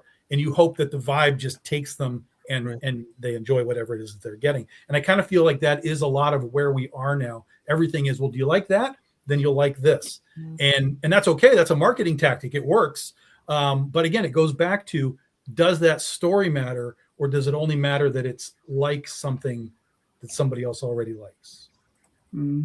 Yeah, I mean, it's funny that you're saying that the kids, they're saying these things take too long, because there was a complaint for a while where it's like, man, I'm spending $5 on a comic, reading it for 5 minutes. Right. It's not Yes. enough, right? Remember that complaint, right? Yes. So Yes. There's a weird balance. Right. Well, So it's dude, like, where do you find that balance? the reason why they're doing it that quickly is because it's 20-page stories now, right? They figured out it's more cost effective to do a 20-page story, because those extra 2 pages that they're saving gives them a 12th book for free at the end of the year, right? So they're going through it that quickly. But something like Dark Knight, which I read in elementary school, Mr. Maggie, Hey, insulted and me. I just looked it up. I'm exactly 14 days younger than Secret Wars #1. I'm just throwing that out there. Sorry, Okay. continue, JD. My You're bad. lucky Winnipeg is so far, bro, because I'd be up there shoving my foot so far on your backside. You're welcome to shatter your cold, frozen foot on my butt anytime, JD. That's not a But problem. no, but like, the Dark Knight Returns, that was very dialogue heavy, right? Yeah. And the art was different. The art It was was Miller. flashy, right? It was something that drew us in. So it was a hybrid of both. Yeah. You will find those things that stand out both story-wise and art-wise. If that art's going to be good, or sorry, if the dialogue's going to be high, the art has to match it. So Yeah, There has to be a but connection. not Hey, necessarily.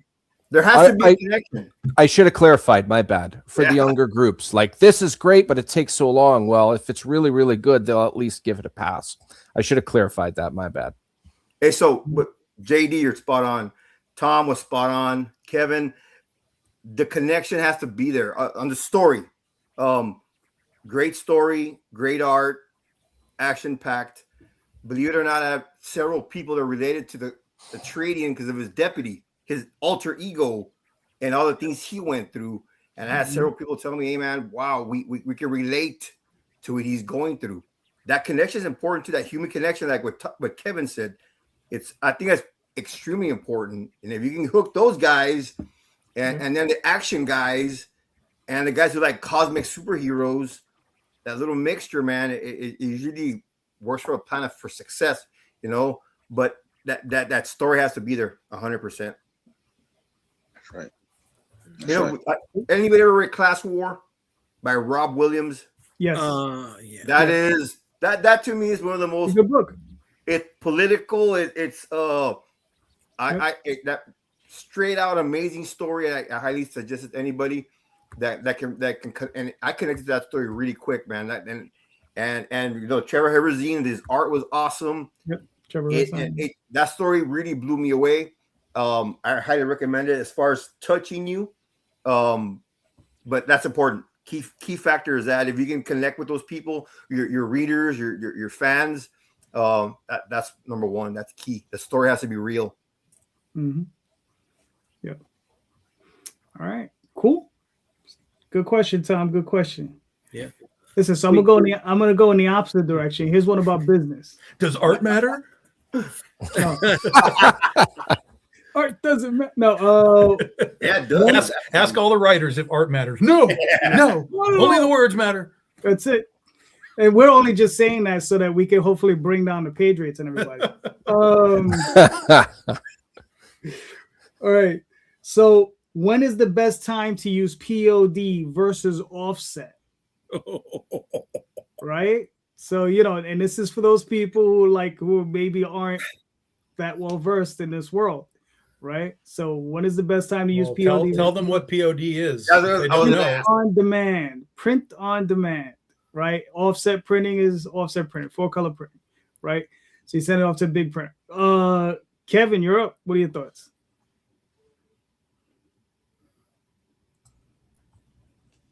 I'm not sure what you're talking about.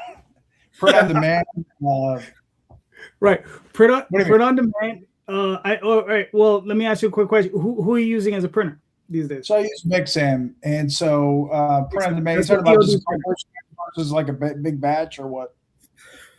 Right. Well, you're doing over 1,000 books with them? Over the series, yeah. No. I'm I'm pretty talking about individually per What's issue. that? You do it per issue? You're doing over 1,000 issues, not 1,000 pieces per issue? Not yet. No. No, right. So you using them as a POD printer, right? As a what? So print on demand. Yeah. Yeah. Okay. All right. Cool. All right. So we'll keep moving forward, and then the rest of us can probably answer this question. At least the guys I know definitely on the top line. DM Ray, what are your thoughts?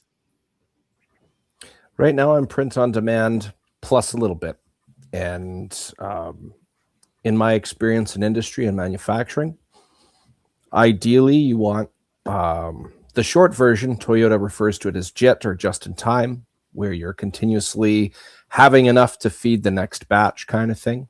And that only works if you have a well-oiled machine of both production and a supply of customer and demand. And what's the word? It eludes me, but long story short, I'm print on demand plus a little bit, just because of my current situation. If I get any means of success and there's a bigger growing interest, I'm sure that would change given the right amount of numbers to justify. All right, cool. Ralph, what are your thoughts? Print on demand, you know, I wish I could get to 1,000, you know, backers, but that's the goal. You know, I've increased every Kickstarter, so print on demand for right now, guys. All right. Paige Alfred, what are your thoughts?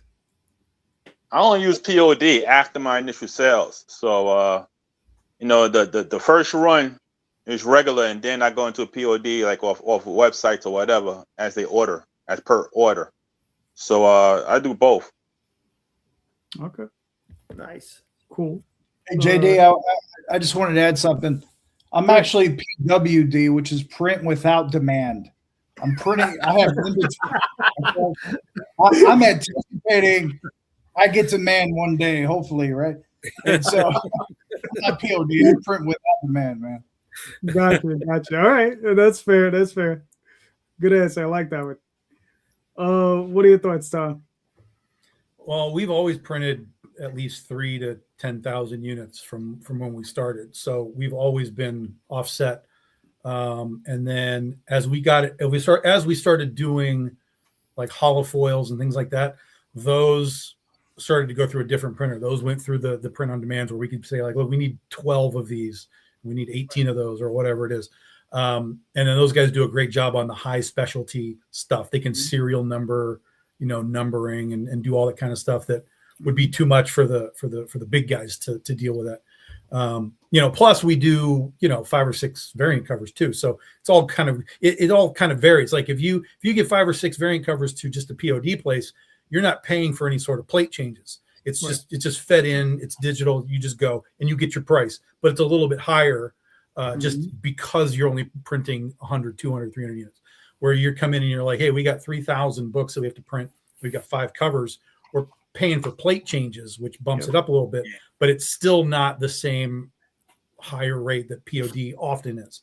So it all just comes down to how many you think you are going to need to be printing, or not just for your specific, like we need this many for now, but if we know we need 500 now, but we're going to need another 1,000 over the course of the next 4 Kickstarters, print them and have them. Get your unit cost down. You're going to have to store them somewhere. You got to have storage, you know, which again can raise your costs if you can't do it at home. But get your per unit cost down, and then you have them on hand when you're, you know, going down the line and doing more.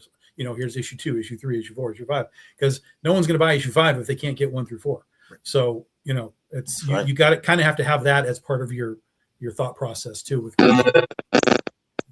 yeah. All right, cool.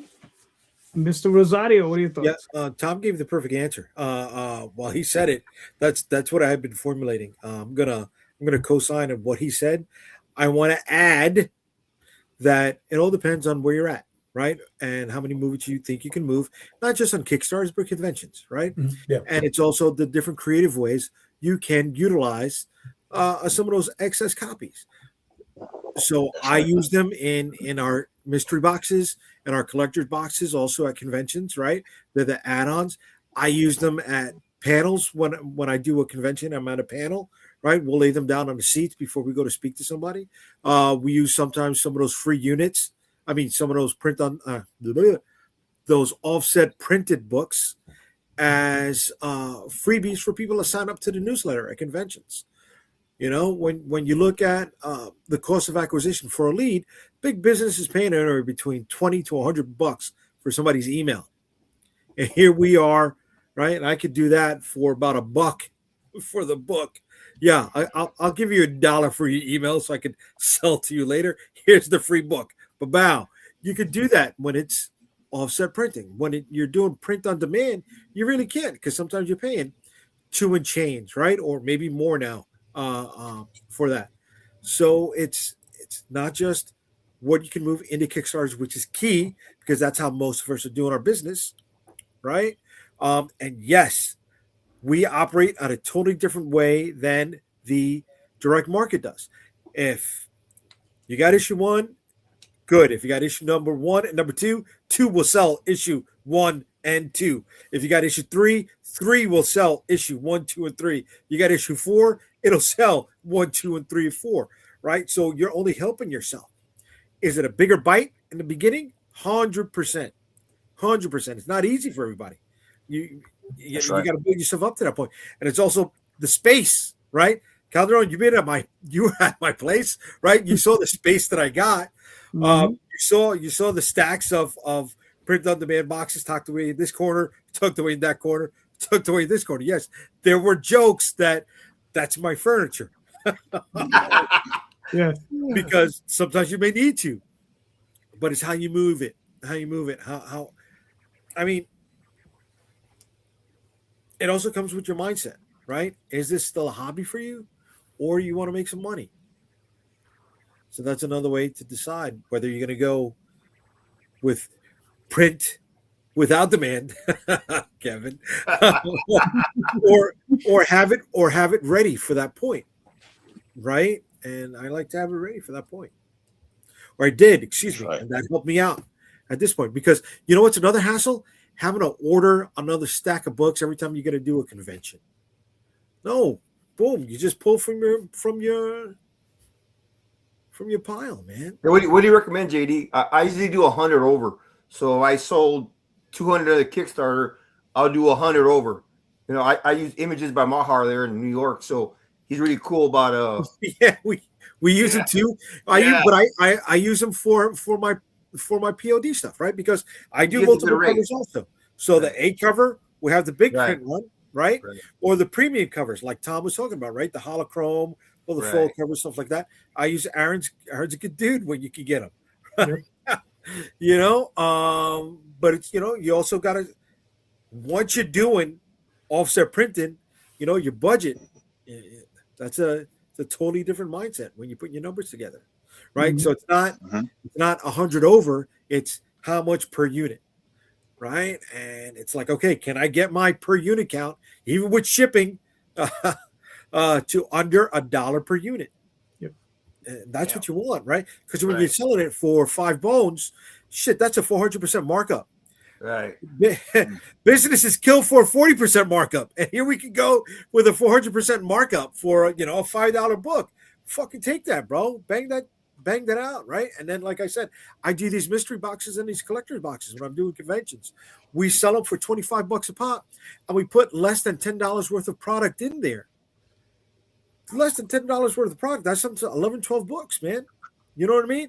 They got a good chunk. And then if they open it up in front of you, shit, you can sell them on all the other books that you got at the table, right? Oh, you're missing number 3 from this set of 5. You're missing number 2 from this set of 8, you know? And then you get that, and you have that there. And you don't have to be like, oh, well, I gotta order it. Could you sign up so you can order it later when it comes out?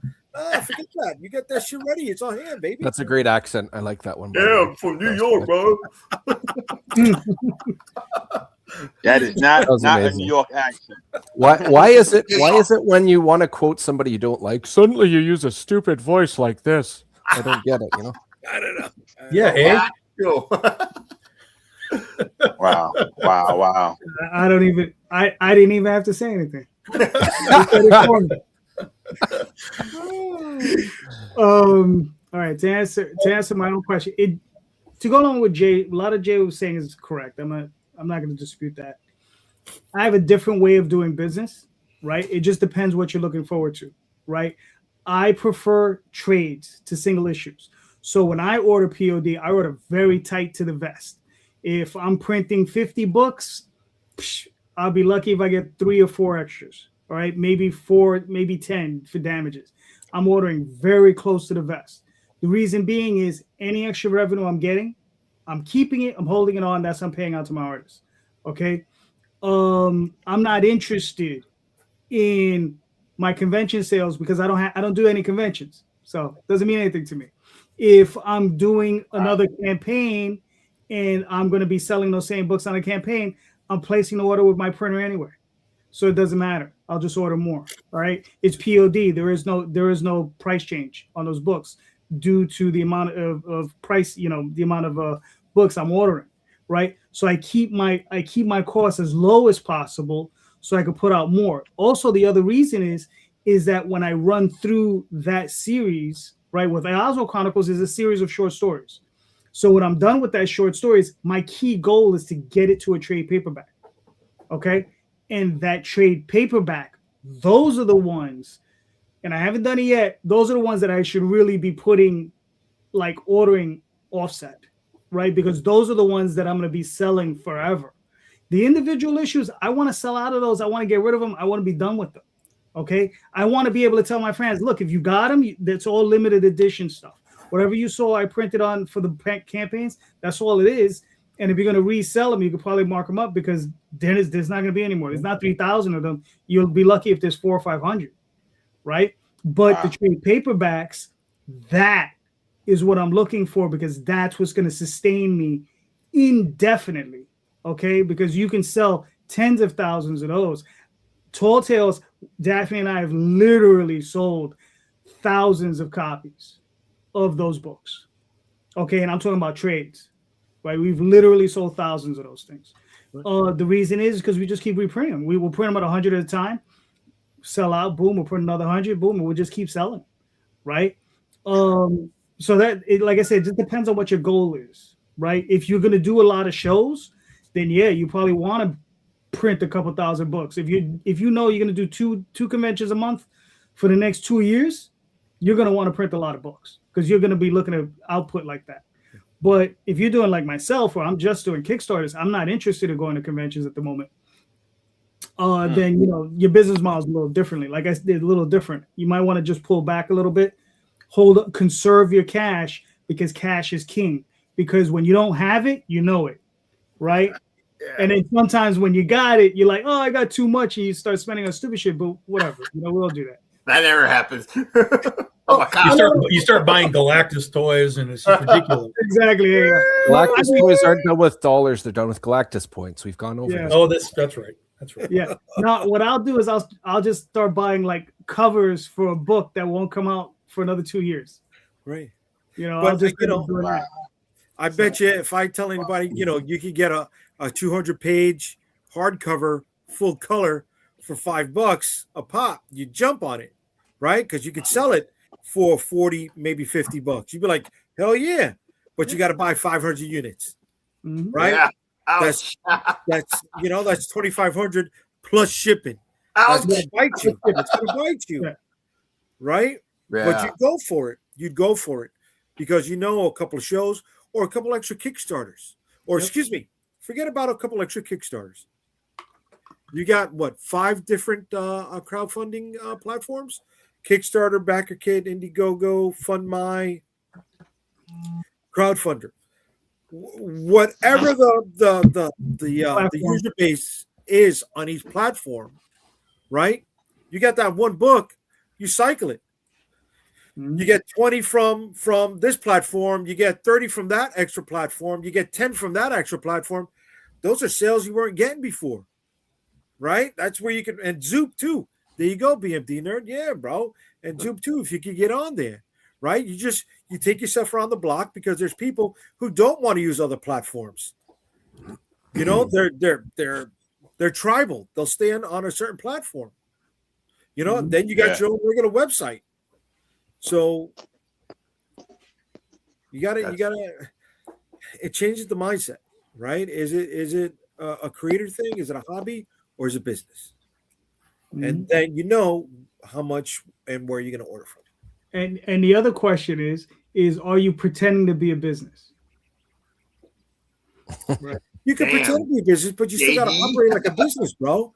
Because you're going to lose your shirt.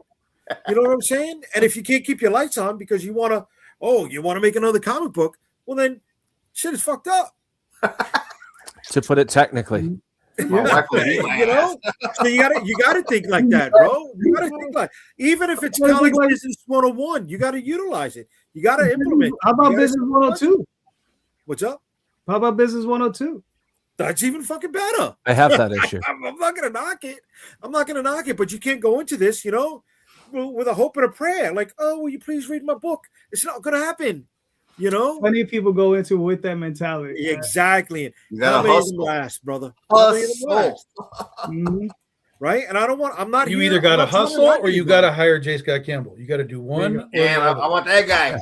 Yep. I want that guy. That guy. J. Scott Campbell, definitely.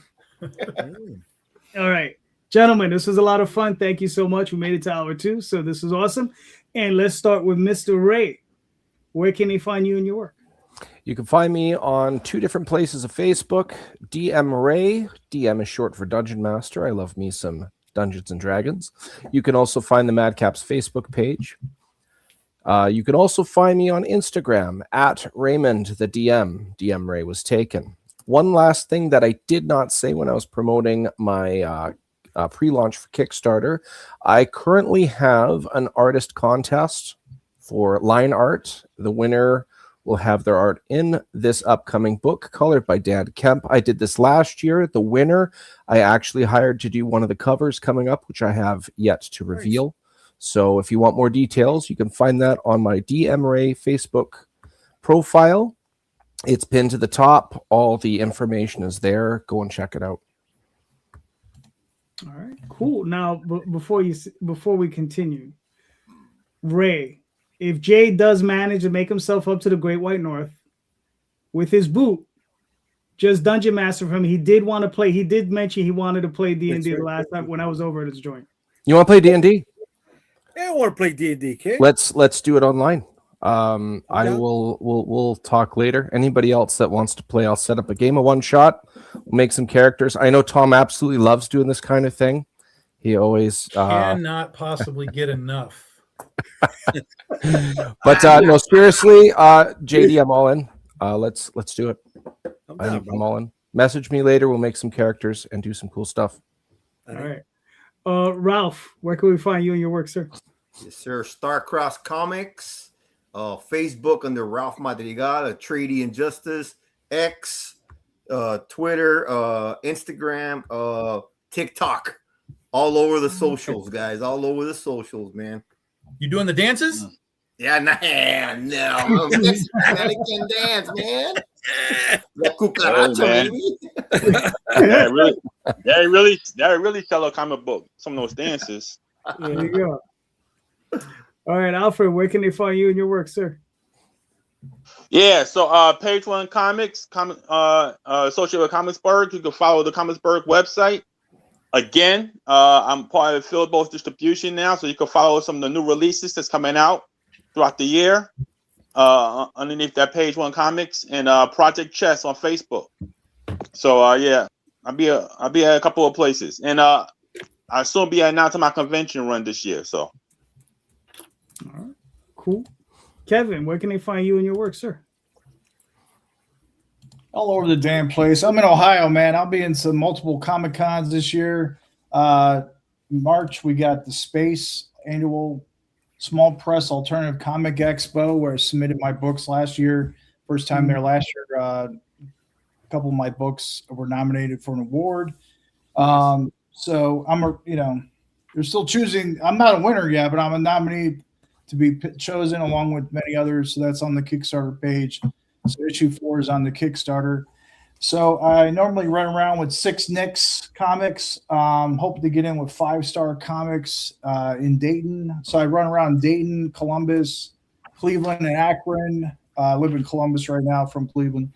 So I'm all over the place doing Comic Cons generally throughout the year. Also with Jim and Dan Productions, Gem City Comic Con out of Dayton. So I've been pretty busy. That's really the main place where I sell is in person, and I have to get somebody's attention as they're walking by and sell it. As you know, 3 to 5 seconds into the art helps me grab their attention, and then I begin telling them about my story. So other than that, I'm on crookedcomics.com, Crooked Comics on Instagram, as well as Facebook. All right, cool. Tom. Thank you. BigDogInk.com. You can get all the books that you need. We got back issues, trade paperbacks, hardcovers, special stuff. We launched The Legend of Oz, Wicked West, January 24th. Volume 7 goes live.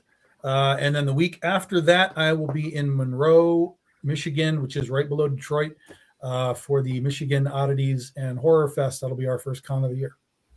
Nice. Cool. Nice. Mr. Rosario, where can they find you, sir? UnstableComics.com. You'll find all of our social media links there. Friday nights, Comic Book Streamland with these guys here on the top row, 8 p.m. Eastern. And then on Friday, February 13th at 8 p.m., we're going to run a live stream for the Dead Princess Vicky Stick number 2. And if you join the live stream, you may be eligible for a freebie as long as you're a backer while the stream's going on. Like that. All right, cool. Find me on Facebook, Twitter, Instagram, all those different places. I'm the JD Calderon. Next Sunday night, we'll be back here along with these fine gentlemen and some new guests. And Friday night, I guess I'll be with Jay. Maybe. And then, just remember, everybody, check out the show notes, all right? Because in the show notes is everybody's links to all of their various campaigns. All these creators are doing great books. All of them deserve your support. So please click on those links, pick up some books, right? And just remember, everyone, read more indie comics, especially ours. Have a good night, everyone. Thank you. Later. Later. Good night. Good night.